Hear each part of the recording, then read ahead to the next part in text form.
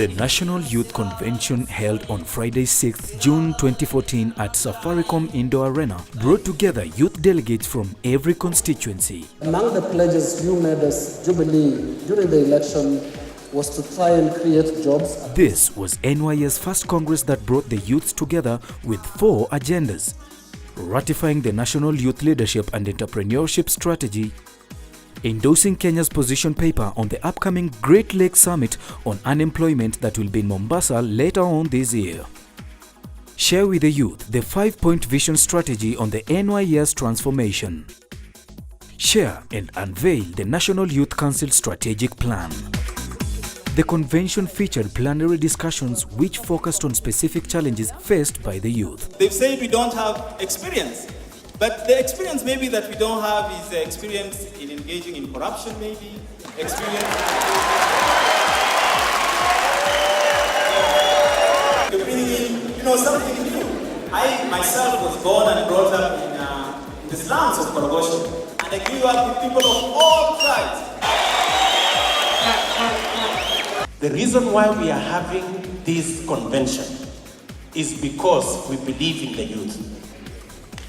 It is because we believe that you have ideas, you have a contribution to make in driving our policy vehicle into the future. We are talking of Wezo, we talk of youth fund, we talk of all these things.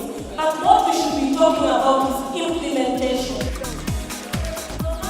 The first plenary discussion featured speeches and saw the youth engaging the Deputy President and the policymakers on pressing issues such as improving access to the Youth Enterprise Development Fund. 60 days is a lot of time for evaluation of a group to be given funds. We need to make sure that the Member of Parliament does not use Uwezo Fund to reward people who voted for him and to punish those who did not vote for him.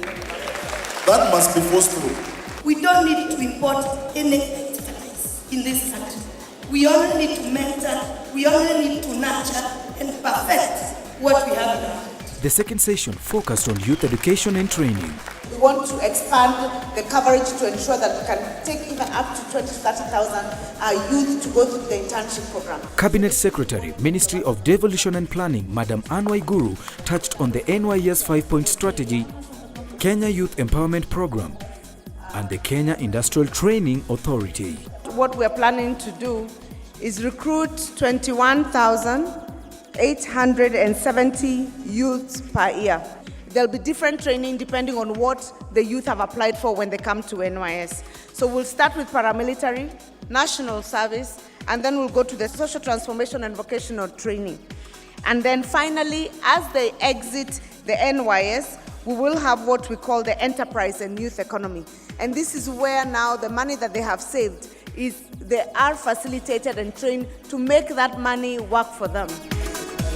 Session 3 took a keen focus on financing and enterprising development as the panelists addressed the key challenges faced by youth in accessing funds to build and develop their enterprises. In the village, a 40-year-old sitting as an Uwezo Fund committee member to represent youth interests when in that village there is an elected National Youth Council member. So I want you to look at this so that we move this, and I think from there we are going to have a very good way to move with the Uwezo Fund.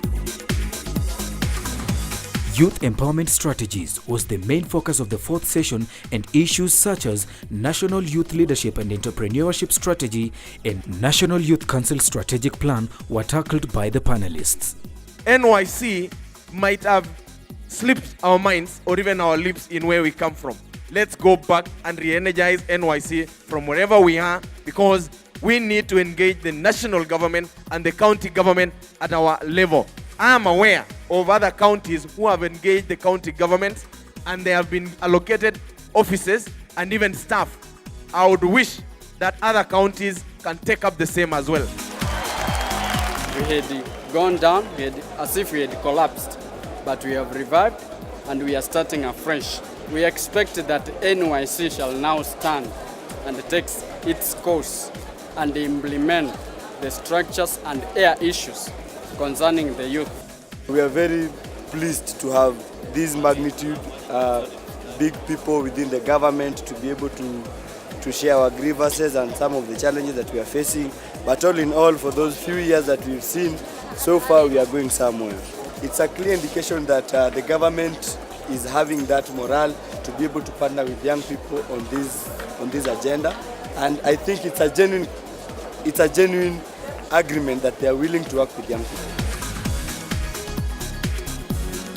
Our vision definitely is actually to ensure, to push for young people's enjoyment of socio-economic and political rights. Today's convention was basically for young people to influence by providing feedback to government in terms of what has been happening out there, for them to be able then to develop and generate policies and strategies that are beneficial to young people. But it was also a platform for young people to get to know what the government is doing.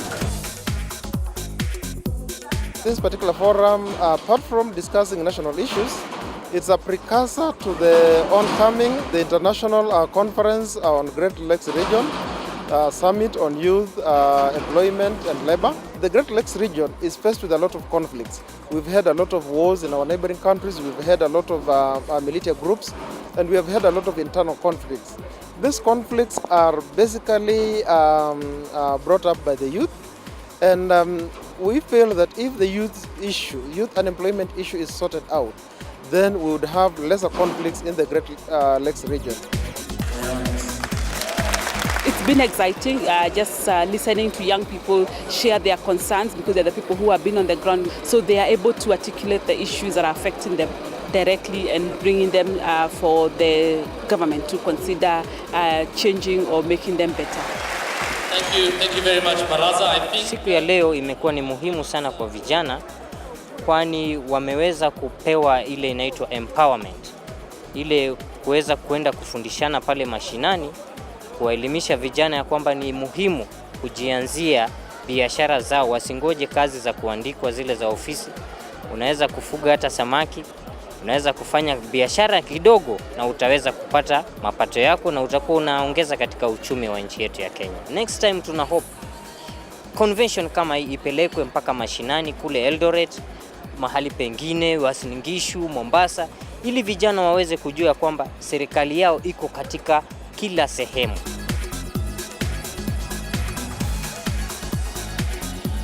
I believe that after this convention, young people will up their game, and they will look at it as an opportunity that they have to run with, and especially as leaders, and ensure that we can be able to enjoy it.